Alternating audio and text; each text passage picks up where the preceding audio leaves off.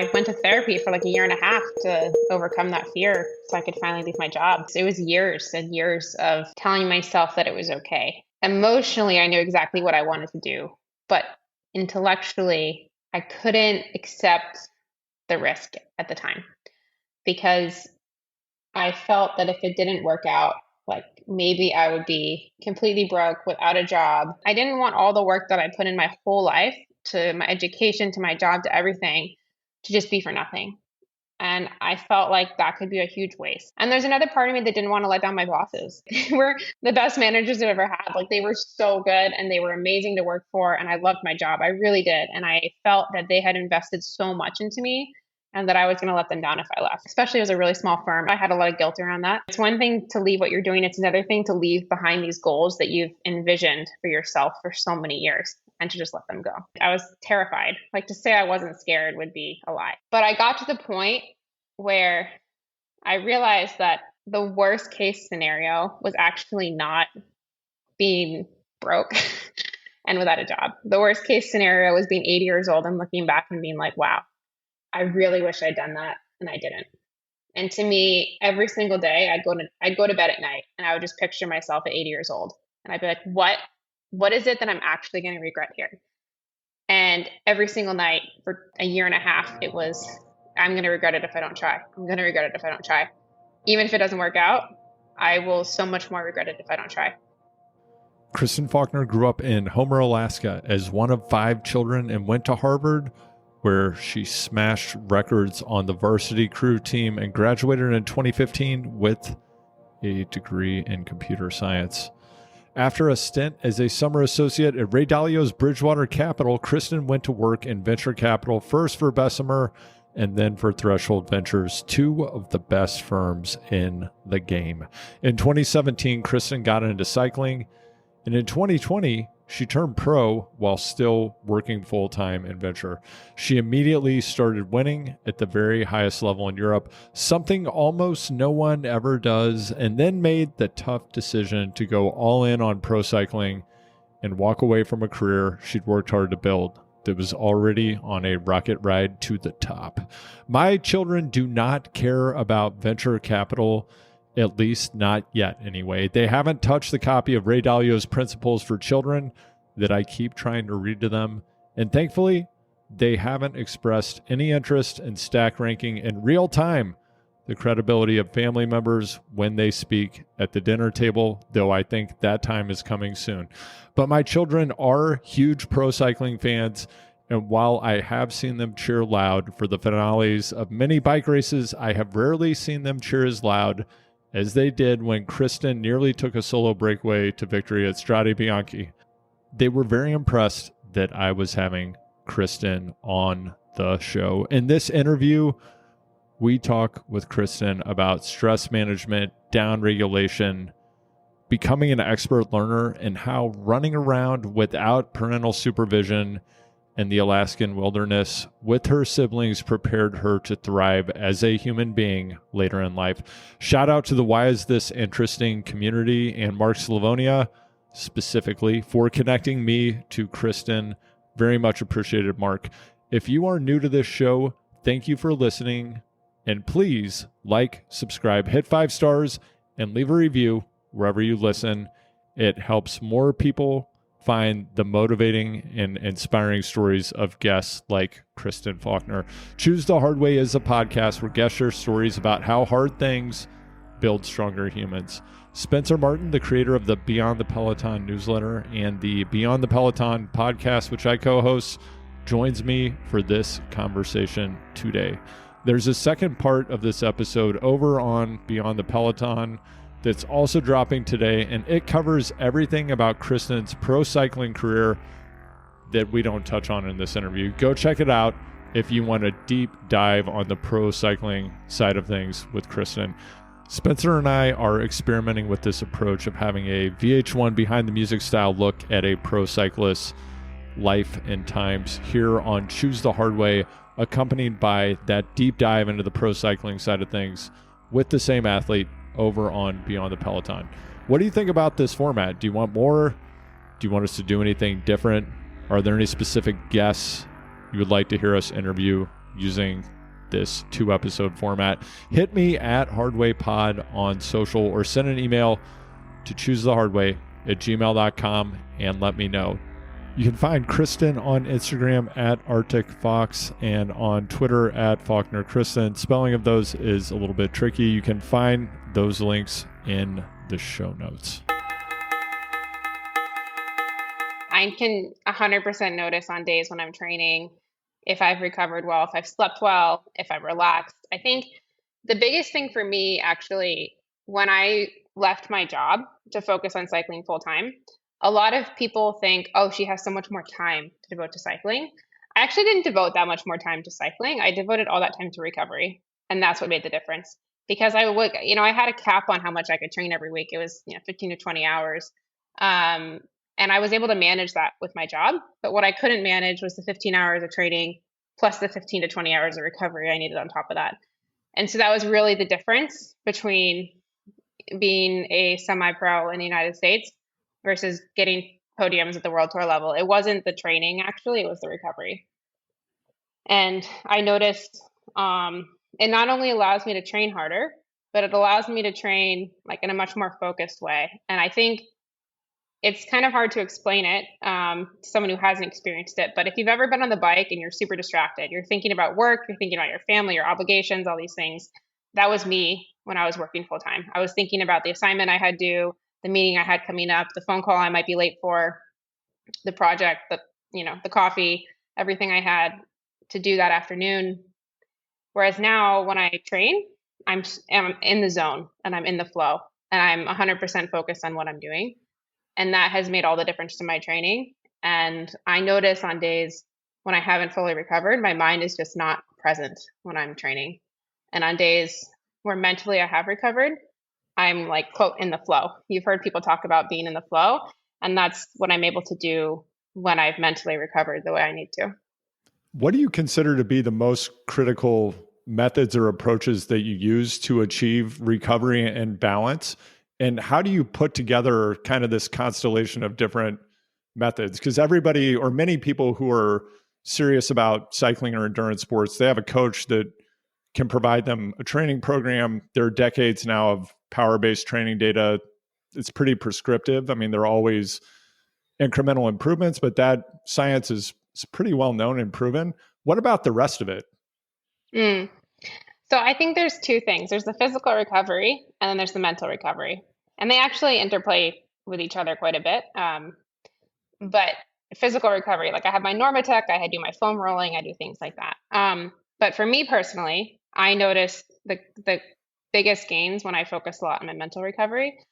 And it's really interesting because I actually think, there's been so much hype around like, what is mental recovery? How do I optimize my mental recovery? And it's almost like we've gamified mental recovery. But ultimately, I think it's like back to the basics. Like give yourself time to just like sit and not have any agenda about what you're supposed to think about. Like process your emotions from the day.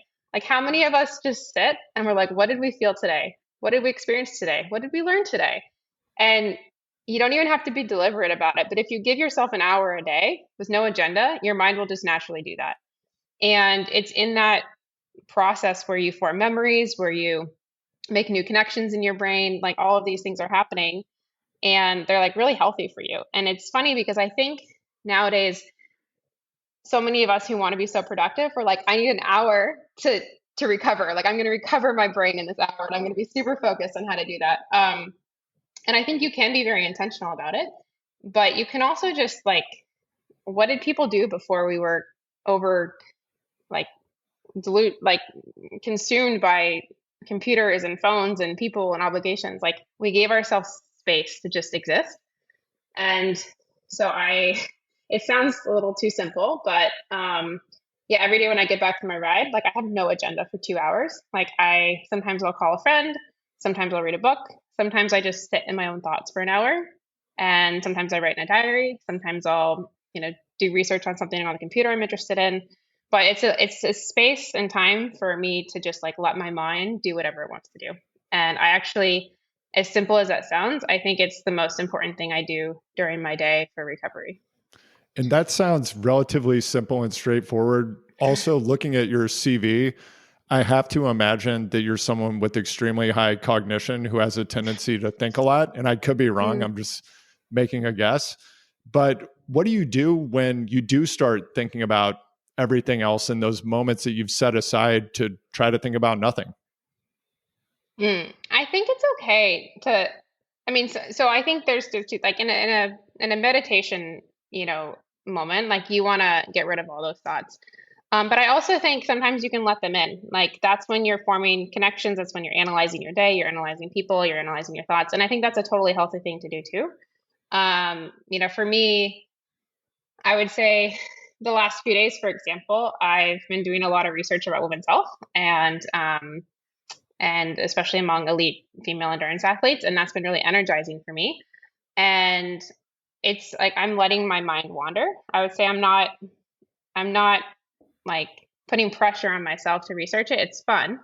And so I'm giving myself the space to do that. But it's like a creative activity for me. There's no pressure for me to use that time in a given way. Like I'm not forcing myself to recover during that hour. I'm just letting myself do whatever it wants to do. Um, but I think, you know, when you do have a lot of thoughts entering your head that you want to clear them, um, I think again, like practice makes perfect. And I think that's why when people meditate, like oftentimes the goal of meditation is to practice getting rid of those thoughts so that in a moment where you really do need to focus, you can do it really well. And so for me, for example, sometimes I do try to meditate and I do try to clear my thoughts. And the reason is that if I'm in a race, I need to be able to do that. I need to be able to compartmentalize whatever I'm feeling in my personal life, set it aside, let go of it, ignore it, and just focus on the race. And so I think like there's benefits to daily meditation in terms of clearing my brain on a daily basis, but it's also practice for those essential moments where I need to be able to compartmentalize everything. And so I think there's two benefits to the meditation aspect. There's like the in the moment benefit, but then also as it pertains to higher pressure moments where you really need that skill to be honed. So, like when you're at the front of a race, like at Strada Bianchi recently, like would you describe that as Like, are Yeah. you practicing that same meditation, Oh, or 100%. I yeah? would say I am in my most meditative state when I'm training. And it sounds bizarre to some people because they're like, how can you be relaxed when you're exercising and going, you know, this high intensity intervals? But in terms of my brain, like my brain is in its most meditative state because there are, sometimes if I'm doing an endurance workout, I let my mind wander. And I'm like very observant of my thoughts in a way someone meditating would be. But other times if I'm doing like high intensity intervals, I'm so much in the zone and I'm so focused that any thought that enters, like I just let it go away. Like I have to like flick it away, rub it away like a feather. Like everything that you would do in meditation, I'm doing when I'm training. And I actually don't meditate all that often, like outside of training. And I think the reason is that I do so much of it in training. I don't really feel like I need to practice it outside training. It's like slightly different, but it's a lot of the same principles. It's basically learning how to control your thoughts, what you're thinking, getting rid of certain thoughts, letting certain thoughts come in. And I do so much of that when I'm training. And it never used to be that way, but I think I've honed it and it's made my training a lot more productive. When did you become cognizant that you needed to move in the direction of greater compartmentalization if you wanted to move to a higher level as a cyclist? And I'm also curious if that's something you practiced in your previous career. It's an interesting question. I think that throughout my life, the times when I've been most productive have been when I'm able to compartmentalize and hyper focus and really compartmentalize all of the other extra things going on in my life. And I never really was aware of it until, that's a good question. Maybe I think I think I was always aware of it. Like, you're trying to study for an exam, and if you're distracted, you can't study for an exam. So, like in college, I was aware of the necessity, if I'm studying for finals, not to be distracted. So I think I've always been cognizant of it. But then when I got to the elite level in cycling, the stakes were so much higher. And if I lost focus in a training session multiple days in a row because I was distracted by something going on in my life, I'd actually see it in my numbers. I'd see it in my fatigue. I'd see it in my training. I'd see it in the next race. And if I distracted during a race, I might crash. Like there's all these things. And so I think when I got to the level where the stakes were so high, I just realized that I had to be a little bit more strict with myself and a little bit more vigilant, because when I was lazy about it, there were higher consequences. And so I think, if I'm studying for an exam in college and I get a little distracted for an hour, the consequences maybe aren't as high, maybe, as if I'm in the middle of Flanders and I get distracted and someone attacks and I lose the race. And so I think it's just when the stakes are so high, I tend to be maybe more self-reflective about the mistakes and more vigilant with myself about making sure I don't make the same mistakes twice. And through that process, I learned that just letting myself get distracted is one of the mistakes I can make. And you mentioned studying. Does that make sense? Yeah. And we've been curious how you go from Seward, Alaska, which is pretty far away. Homer, Alaska. Homer. Maybe there was like an Olympian from Seward this past. We've got to update. We've got to get that Wikipedia page updated. I think it says that you actually, we're on Deadliest Catch. So we've got to get that off the Wikipedia page. Oh no, yeah, that's also wrong. And how did you end up? You went to Harvard, which is very far away from Alaska, like culturally and physically. Like, were you just, for lack of a better term, and I mean no disrespect to anyone, were you just a nerd growing up and you just wanted to go to Harvard and like that was your dream? Or were your parents, were they thinking, oh, this is a good path for you? And then like, how did you even physically just go about attending Harvard from Alaska? Like, are there good resources, or were you just kind of on your own? Yeah, it wasn't like quite as out of the blue as that. So I'm the fourth of five kids, and all of us went to boarding school in Massachusetts. And so actually I left Alaska when I was 14. And the reason, there were many reasons why we went. Me and all my siblings went to the same boarding school. And there were a variety of reasons. The education was better. My mom had grown up in the town where the school was, and my grandma was ill. She had cancer, and we wanted to spend more time with her. So there were a lot of reasons why we ended up going to boarding school. But the biggest cultural shock for me was not going from high school to Harvard. It was actually going from Alaska to this prep school on the East Coast. And I think it was a little easier than it may have been for my older sister, because I was the fourth of my family to go. And so I had somewhat of an idea of what I was getting into. But it was very, very much of a shock, like a total shock to me coming from Alaska. I showed up my first day and I was wearing Crocs and a long t-shirt and I think like a baseball hat, and I had just gone on a run, so I was like super sweaty, and I met all the other freshman kids, and this girl from the Upper East Side in New York with these like $300 flats and like this nice button-up shirt and like these nice bags, and there was a huge culture shock for me. Just what people wore, the way they acted. Like my parents managed a hotel and restaurant growing up. A lot of these people, their parents were in finance, and there's a whole different world. And I think for me, it's actually funny looking back on it now, because I never, I knew that I was different when I went there, because Alaska was so different from kind of traditional East Coast boarding school. But I never felt any pressure really to fit in. Like I wanted to learn from the other kids, like, what is this world outside of Alaska? But I never felt too much pressure, and I was able to get away with being different, because anytime I did something really embarrassing or really funny or really awkward, I could be like, oh, that's what we do in Alaska. Like, and people just said, okay, because they didn't know any different. And so I was able to kind of get away with being a little weird sometimes, and have it be like very socially acceptable, because I could kind of just be like, oh, things were different for me growing up. And I think that actually made my experience a lot easier than maybe if I'd come from Massachusetts and I felt like a lot of pressure to fit in with other Massachusetts and New York kids and things like that. So in that way, my experience was maybe easier. But then I think the transition from boarding school to Harvard was actually much smoother. It was quite smooth, because I went to college already knowing some kids from high school that went there with me. But I think what's been interesting in my life is that I've accumulated so many very different environments and experiences, and they all very much feel like home. Like Alaska very much feels like home, and it's such a big part of my identity. But so is working in finance in New York, and so is East Coast Sporting Prep School, and so is being a pro cyclist in the World Tour, living in Girona, Spain.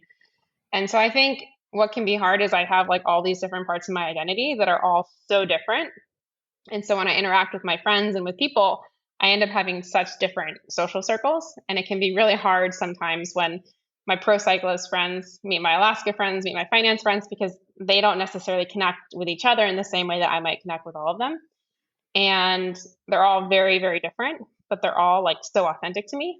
And so I think that can be something that's challenging for me, is reconciling all these different parts of me that are so different, but all part of the same journey that I've been on. And they have a lot of similarities, but they also have a lot of differences. And I think if you looked at me from the outside and you saw some of my traits, like you might be like, how do these all fit together into the same person? But they do. And it's worked out well. So, Kristen, to reach all the way back into your childhood in Alaska, you had 4 siblings? I did, yeah. You had I'm the 4 fourth of siblings? 5. Okay. Like my mom was one of 7. So I'm somewhat familiar with what goes on when you grow up in a large family, and the competition at dinner time, for example, can be pretty fierce. Yeah, I think I had to unlearn some manners of rating, like, fighting for food when I got older. But yeah. But yeah, so what were you like as a kid? What did you like to do for fun? How'd you get into sports? Like, what were you like? Yeah, so I was always the most independent of all my siblings. I think being the fourth of 5, I always felt like I had to keep up with my older siblings. I had 2 older brothers, an older sister. And I always tagged along. I always wanted to be as good as them. I always wanted to fit into the older siblings. And so I think I always pushed myself. I was always the most stubborn. I was always very resilient. Like I fell down a lot and always had to get back up if I wanted to play baseball or soccer or other games with my siblings. So those were some of my traits within the family. I would say doing sports was always something I did. Me and all my siblings, actually, we all did sports. I was a swimmer. I was state champion when I was 10 years old in swimming. And then I played a lot of different sports. Like I was a ballerina. I played volleyball. I played basketball, soccer. My parents gave me a lot of freedom to experiment with different things growing up. But I was always, always very active in sports. And I think, in Alaska, the outdoors are very much a part of our identity. And I definitely spent a lot of time in the outdoors growing up as well. We actually had this, I would say spending time in the outdoors was like a big thing for me. We had this, our annual tradition in my family where we'd have a kids only excursion through the woods, and we'd go backpacking and camping for a few days. Parents were not allowed, just the 5 kids. And we called it our Faulkner annual reunion trip, and the acronym was FART. So every year it'd be like, where are we going to fart this year? And it was like a 3-day trip, and our parents would drop us off and they'd pick us up a few days later. But I think that's one of my fondest memories and fondest traditions that we had growing up. It was like a really great chance for me to bond with my siblings. And there were certain survival skills, like how to make a fire, and like we'd basically be on our own for 3 days. And you learn a lot doing that when you're young, and the only people you have around you are your siblings. And I think my youngest brother was maybe 8 years old the first time we went. My sister was 18. So we were somewhat young, and so that's a very like poignant memory I have from my childhood. And then I think, I have other memories that are I like very much instilled in me. So my dad, when he was in college, he and his siblings, they spent their summer just like building a bunch of cabins in the middle of nowhere with no electricity and no running water. And we'd go there for vacations in the summer. And so for me, like family vacations were not going to Disneyland. They were going to these cabins in the middle of nowhere where we'd sit on an outhouse and, make campfires. And we'd cook with a wooden stove, and there were no devices, like no electronics. There was no Wi-Fi. There was barely any electricity. I don't think there's maybe a solar panel, which was enough for a light bulb, but everything, we'd go to bed when it got dark because there wasn't electricity. So that was just another like big part of my childhood was going to this place in the summer. And yeah, we made water skis out of these wooden planks with like boots that we nailed in, like hiking boots that we nailed into the wood. So like a lot of like do it yourself kind of make things from scratch. And just knowing that I was going to bed in this cabin that my dad had built with his buddies, like that in of itself gave me the sense that you can build or create anything you can build or create enough to be happy. And I think that was definitely defining characteristics that my parents instilled me with from a young age. Were sports presented to you as an option, or were you put into sports leagues? Was there any pressure, or did it all come from within yourself? It all came from within, but I can't remember a time in my life where I wasn't doing sports. So I think like my parents put us in sports before I even knew that I was entering sports. But I really loved it.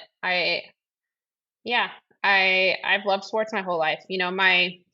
My siblings do too. Like we were all athletes in college for the most part. And yeah, my sister, even after graduation, she did marathons. Like I think it's always just been something we enjoyed. In terms of the pressure, like my parents never put pressure on me. Like I never felt bad if I didn't do well in a race. Like they never made me feel bad about it ever. But one thing that my parents were really, really good at is they always instilled me with a lot of confidence when I was young.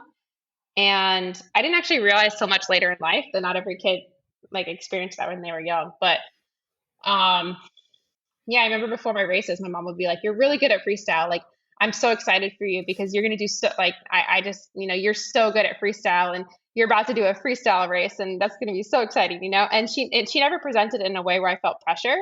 She presented it in a way where I'd line up behind the blocks and I'd be like, "I'm the queen of the world. Like, I'm so good at this," And I I just always felt so much confidence from my parents. And as a kid, when you feel confident, things are fun. Like you always want to experiment. You're more willing to fail and try things like, because if it doesn't work out, like you still feel confident. Like it doesn't, I don't know. I never felt like I wasn't good enough, I guess is a better way to put it. And I never felt like I was lacking in any skills. My mom never said you're bad at reading or you're bad at this. She'd just be like, "You're so good at math." Like, like you're a math, you're a math whiz. And like, you have a math test tomorrow and you're going to do fine because you're so good at math. And I never felt like arrogant about it, but I always felt that I could accomplish anything. I could achieve anything because all I had to do was just do it or like work hard at it because I had the skills to achieve it. And I really believe that as a kid, that mindset is what allows you to succeed in a lot of things. Like if you have that mindset, it takes you really far. And I'm really glad that my parents gave me that mindset when I was young, that I could achieve anything or I could, do anything. Because I really believed it. Have you ever run into anything that you really wanted to do desperately, that you wanted to be great at, that you were unable to do? In terms of like learning a new skill? Anything. I was always wanted to be a really good singer. And I'm so bad at singing, like so bad at singing. And I tried voice lessons for like 3 years and my family still complained. Every time I'd come home and I'd get on the piano and I'd try to sing, they'd like cover their ears and be like, "Kristen, no, please wait till we leave the house." But what's interesting about that story is that I tried voice lessons for like 2 years, but then I just gave up because I was like, "Oh, I'm not good at it. I tried it. I'm bad at it. I'm not good at it." And then I stopped. And I think one of the biggest regrets I have from growing up is quitting voice lessons because it's a skill I always wanted. And to this day, I would love to be able to jump on a karaoke stage and sing. And I actually think I might take voice lessons here in Girona, just because it's something that I feel like anyone can be a great singer if you just put in 2 decades of time, like eventually you'll get there. But that was something that I felt like I tried and I worked so hard at for so long. And actually, it wasn't that long. It was 2 years. But I worked really hard at it and I really wanted it. But then when it didn't come, I actually did give up on it. And it's because I think maybe it was my older brother, maybe someone, they said, like, "You're just a bad singer. Like, you're never going to be good. No one in our family is a good singer." And the thing is, as soon as I believed that, then I stopped trying. Because I thought to myself, like, "Oh, no matter how much work I put in, I'm never going to be good." And that's when I stopped. And if I could go back and tell myself like that's actually not true, like you can develop any skill, just like keep going, I would, because I think it wasn't that I wasn't capable of learning it. It was just that my mindset was the wrong mindset when I quit. So that's an example. Yeah, that's like an extremely toxic Um, story that families tell themselves. Like we're not good at this. You're not good at that. Like the opposite yeah. of what your mom is saying. It does affect you a Mm. lot. I also wonder if it's a mistake. We're all taught to sing when we're like teenagers and our voice is changing. Like maybe we should just Yeah. wait until we're like 25, 30 years old to then start singing. Yeah. Yeah. And I think um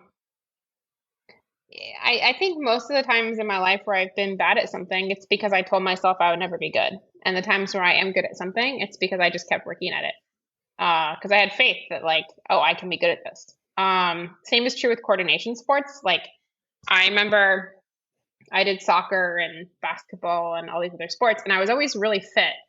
And I could run up and down the court or up and down the field all day long, but I didn't have any of the hand-eye coordination skills. So I just hadn't really done it as a kid. Like I was a swimmer growing up, and no swimmers have hand-eye coordination sport. Just not something you really learn.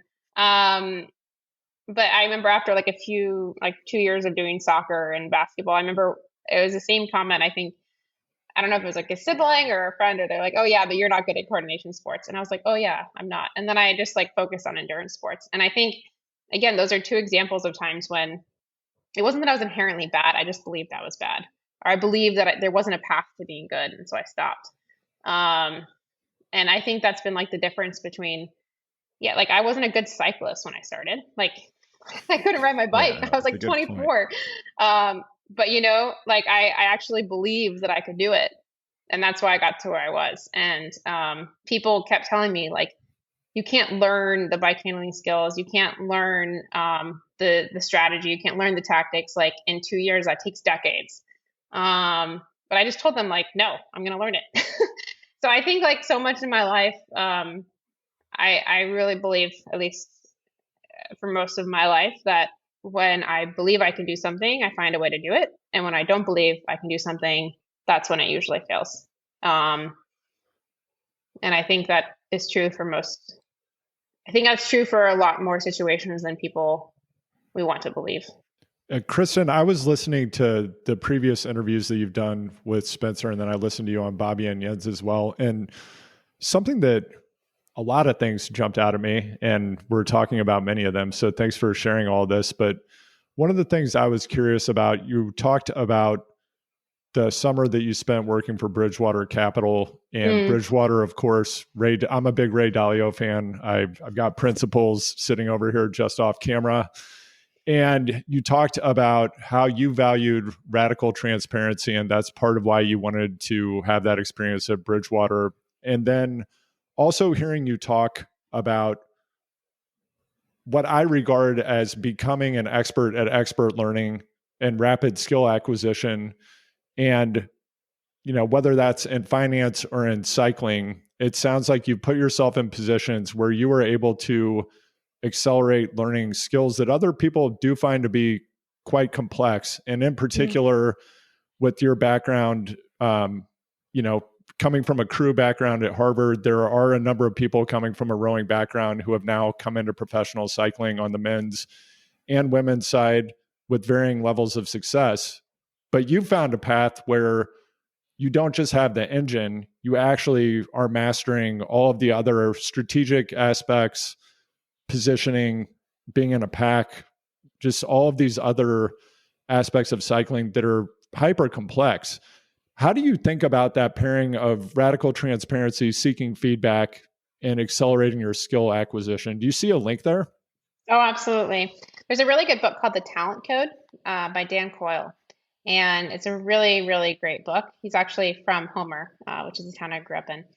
And he talks a lot about uh, re repeating efforts, but every single time you repeat an effort, like you reflect on what did I do wrong? What could I do better?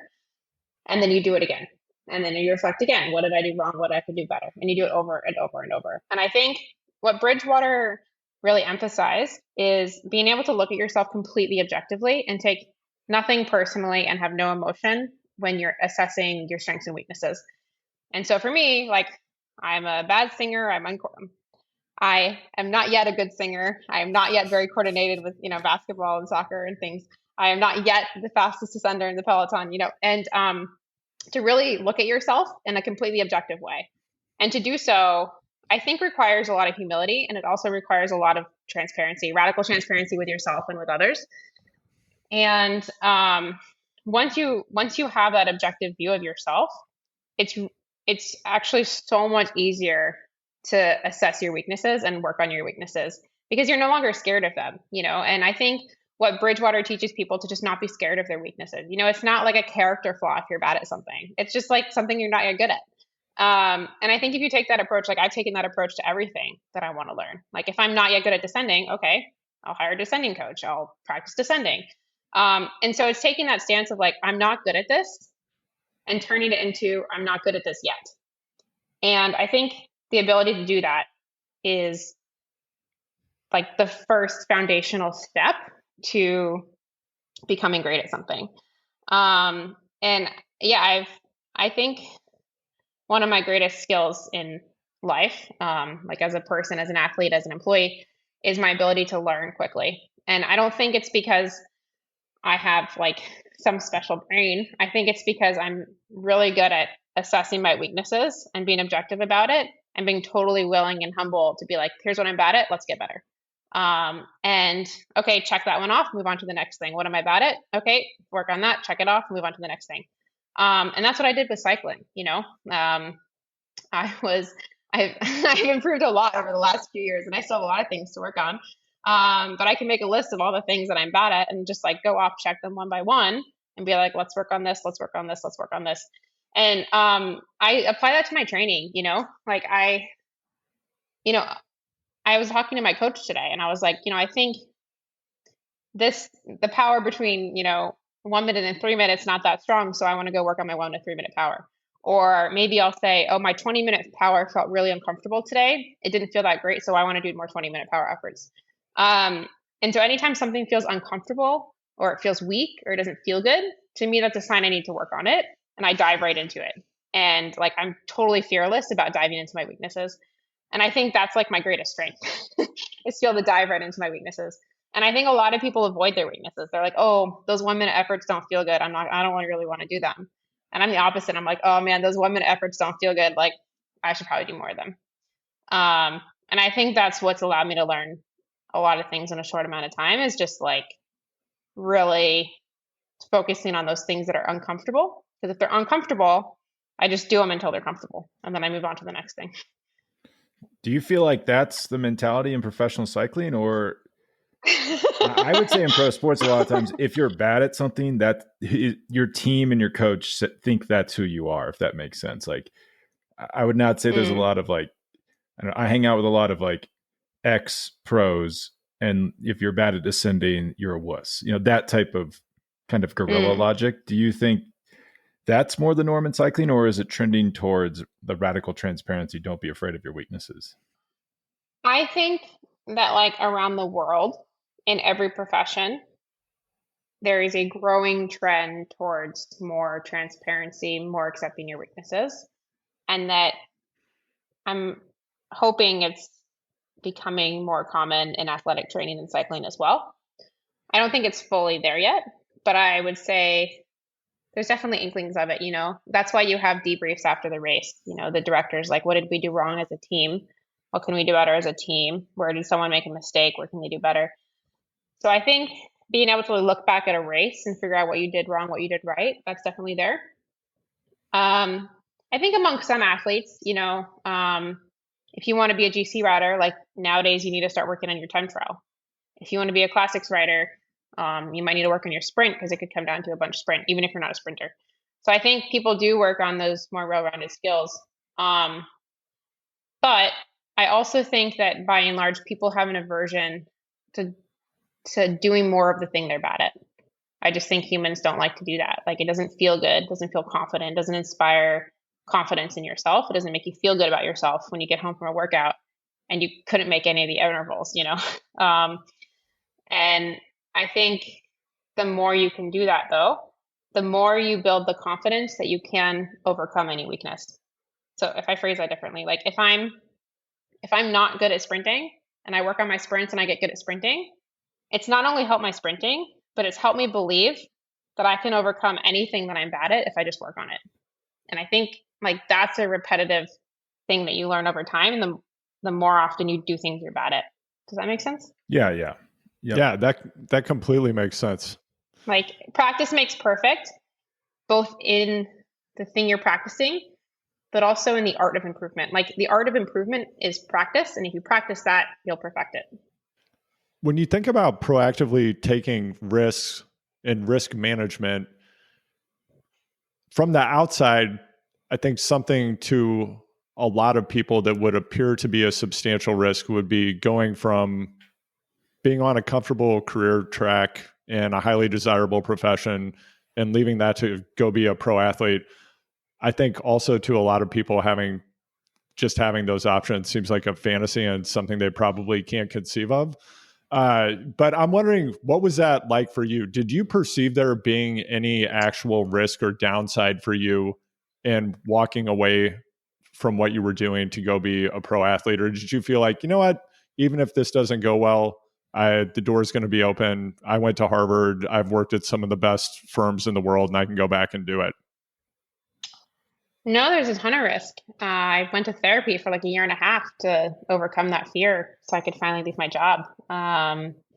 Yeah, it was years and years of telling myself that it was okay. And emotionally, I knew exactly what I wanted to do, but intellectually, I couldn't accept the risk at the time because I felt that if it didn't work out, like maybe I would be completely broke without a job.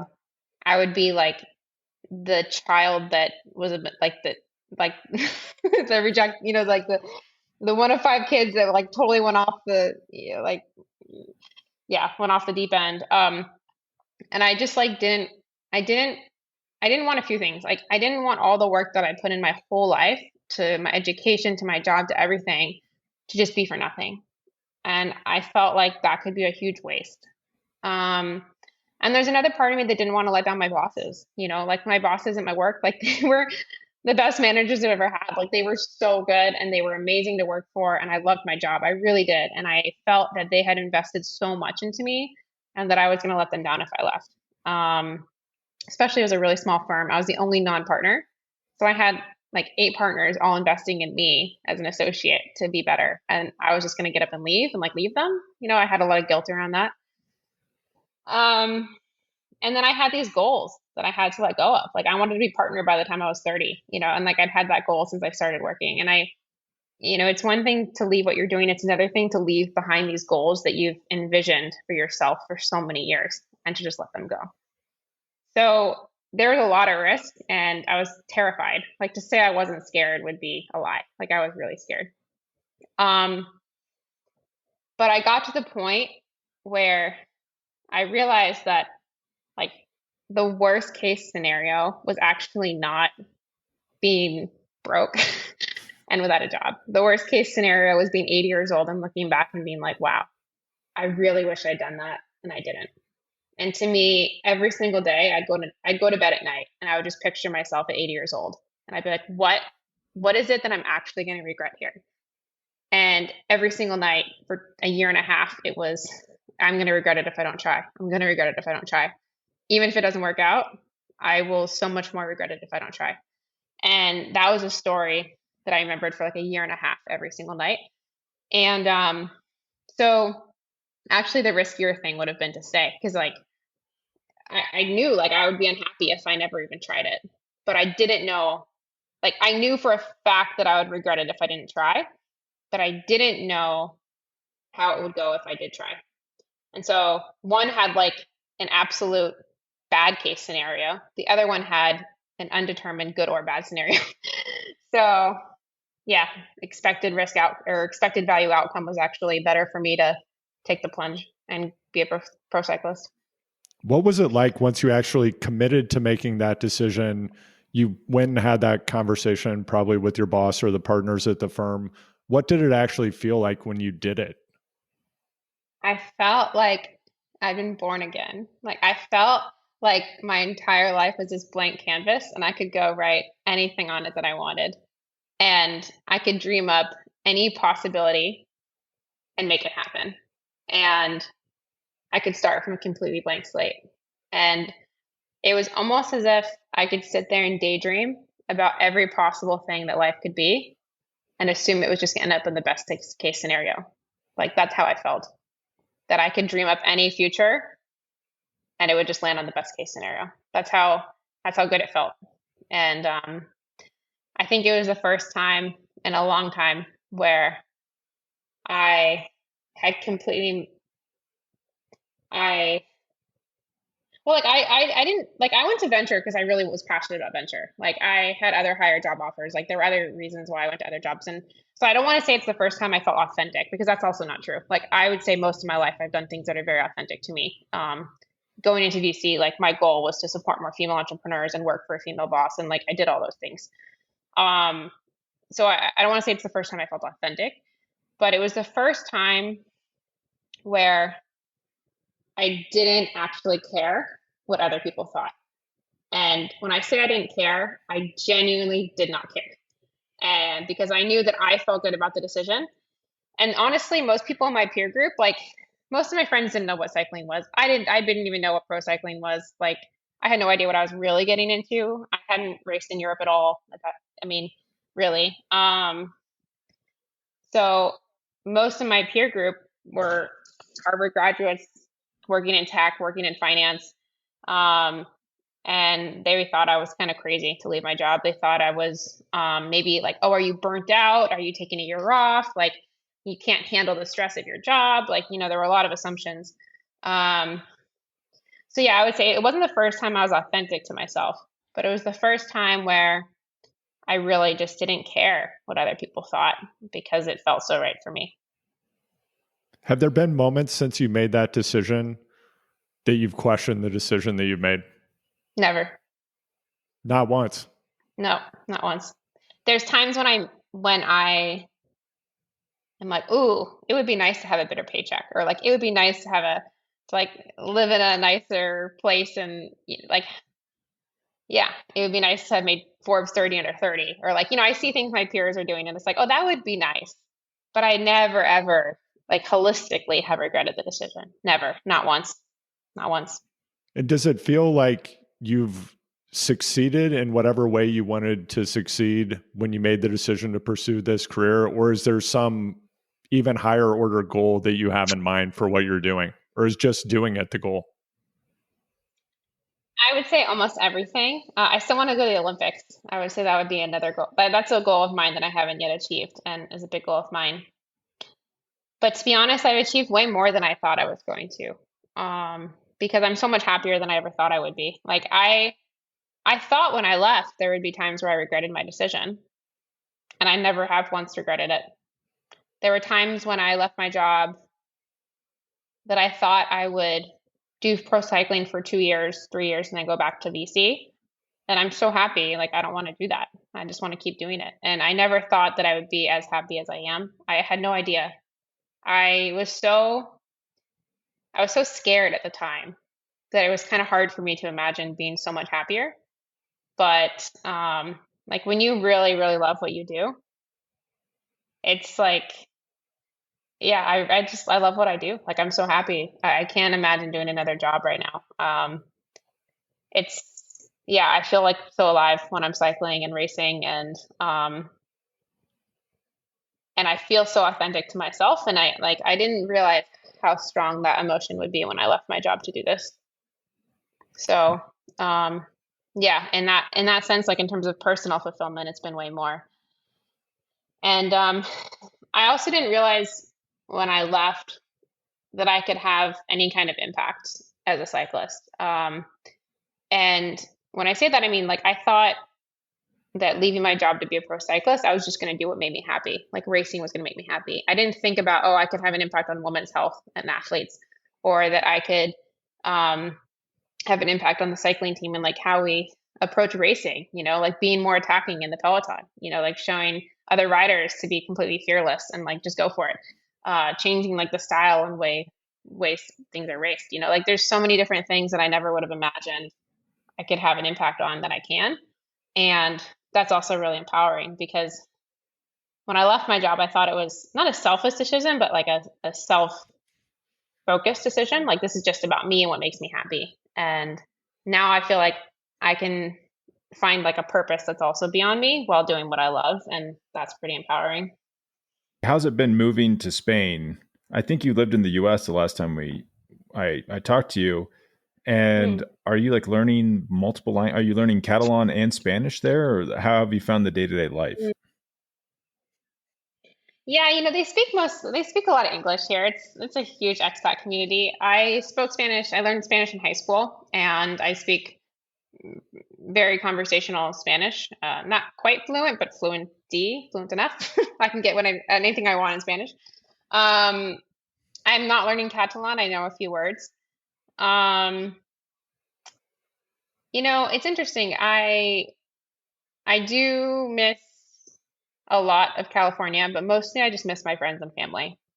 Um, a lot actually. Being away from home can be quite hard. Because so much of what makes us happy in life is our community. And when I completely uprooted myself from my community, that was challenging.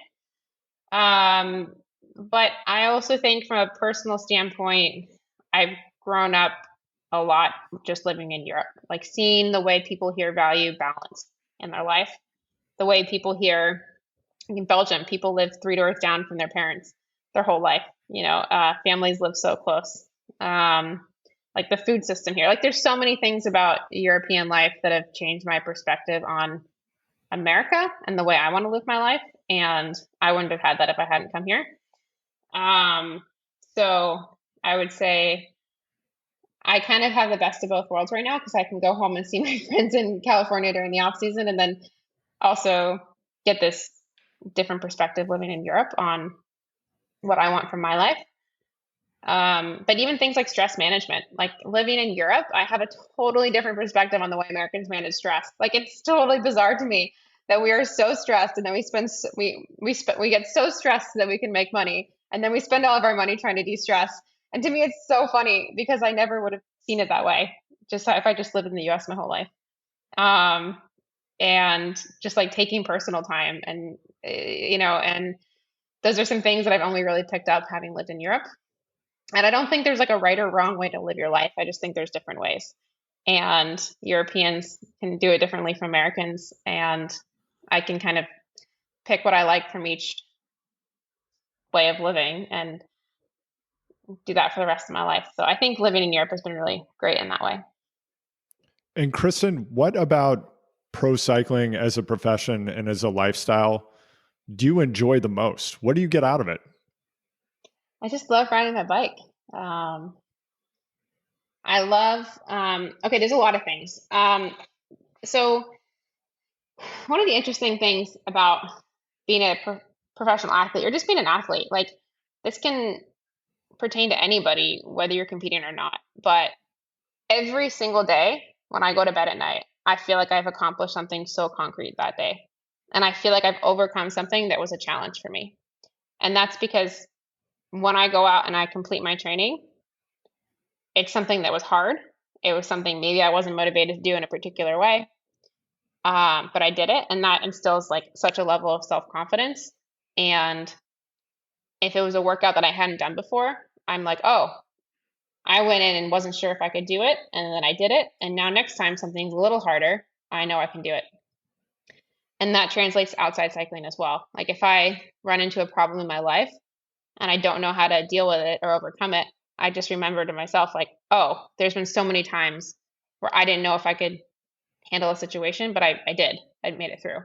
And when you do it like repeatedly day after day after day as an athlete, like it just becomes a habit that you build that confidence to trust that you can get through anything, even if it's challenging.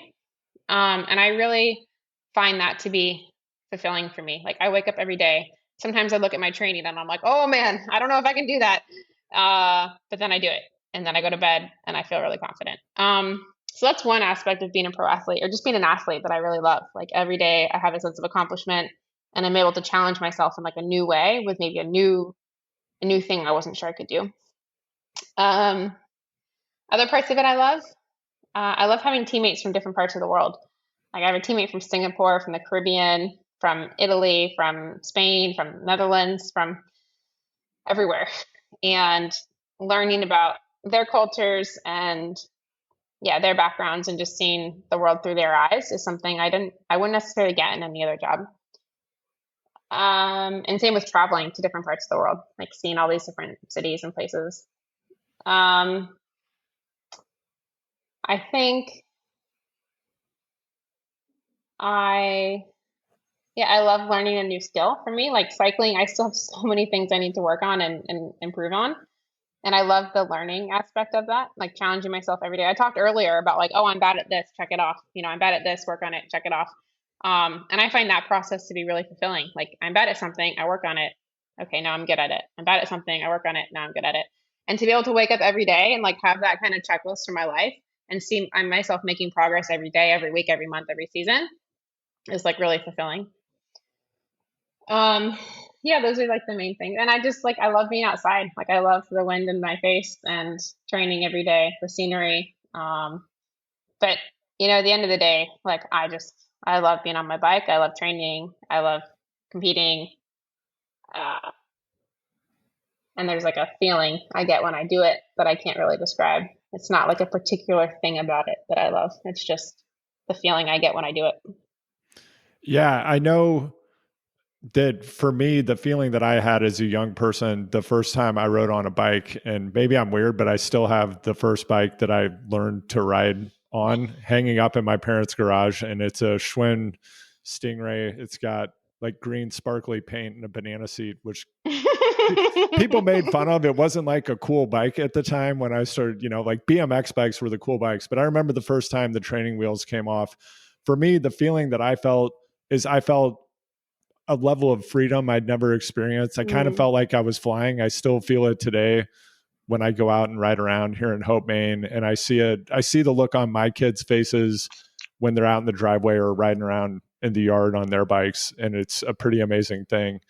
And you said this earlier that, one of the things that you've hoped to do in the different careers that you've had is to inspire people. And I shared this with you before we started recording, but my kids watch you race, and what you're doing is inspiring them. And I can see how it touches them, and watching them cheer you on has been amazing and really powerful. So I just wanted to say thanks for being here today. Thanks for everything that you shared. I'm so grateful that we got to have this conversation. There is a part 2 of this conversation that's on Beyond the Peloton, where Spencer and I will be talking to Kristen more in depth about bike racing. And Kristen, if people want to learn more about you and follow your journey, where should they go? I'm probably the most active on Instagram. It's Arctic Fox, ARCTICFAULKS. And I'm also on Twitter. I think it's Faulkner Kristen. But I would say Instagram is where I post all my race updates and life updates. So that's probably the best way to follow me. Don't miss part 2 of this interview on Beyond the Peloton, where Spencer Martin and I do a deep dive with Kristen on her pro cycling career and where she's headed next in the sport. Find Beyond the Peloton everywhere you listen. Thank you for listening to Choose the Hard Way. Sharing is caring. So if you enjoyed this episode, please subscribe, hit 5 stars wherever you listen, leave a positive review, and share this episode with a friend. Sign up for the newsletter at choosethehardway.com to get exclusive stories about the hard way, episode updates, and more. Choose the Hard Way is a Big Truck production. It is produced and edited by Anthony Palmer at Palm Tree Podco. Emily Miles provides digital and marketing support. Jeffrey Nebellini is the designer behind our brand identity and the Choose the Hard Way logo. The content for this show is created by me, Andrew Vance.